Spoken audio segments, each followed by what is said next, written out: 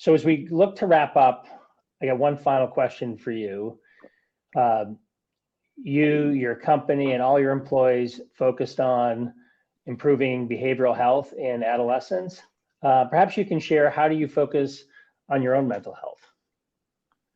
Yeah, that's a tough question. And the honest answer is I'm not very good at it myself. I've become a lot more mindful of that since I started Embodied. I'm definitely a lot better at it in this company than my previous company.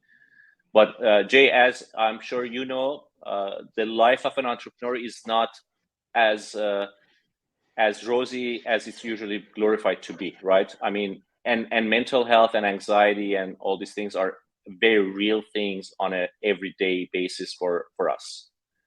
For us, we are, every startup for a long time is going to be on the verge of failure or massive success.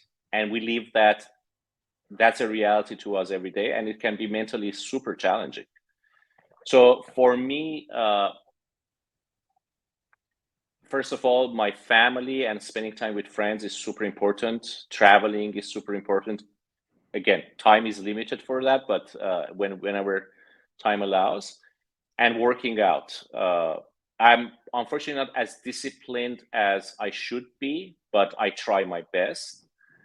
And by the way, I do honestly go into some very deep, dark places mentally sometimes when the headwinds are there, and you're like, damn, yet another major obstacle, and so on. I mean, like, I always tell my team, every year, expect there's going to be a completely unanticipated, major life-threatening challenge that will happen to us every year. It's been my entrepreneurial journey the last 20 years. Yeah. Every year, there's going to be a major threat.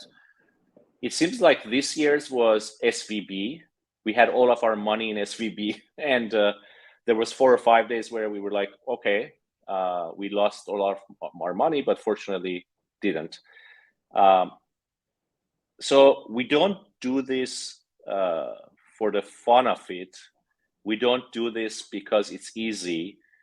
We do it because we believe it's worth it, right? We believe it's worth it to do something to put your small mark on the world. And that's what drives me. And that's what gets me up every day, right? Every time I'm down, that is what gets me up and says. And then the other thing that gets you up, the more experience you get, the older you get, the more confidence you have that despite the fact that right now it looks like this is like super bad, everything is bad, you got to reflect on saying, well, we have figured it out many times over the last 20 years. Yeah. The dots will connect somehow, right? So that confidence allows you to propel forward. Yeah. Well, I certainly echo your comments, or my experience is similar to yours in that there's always a challenge every year that's unanticipated.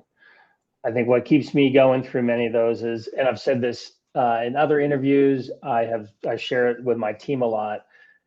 When you're confronted with that problem, it may seem big and daunting at the moment, but I generally think it's never as big and daunting as it initially appears.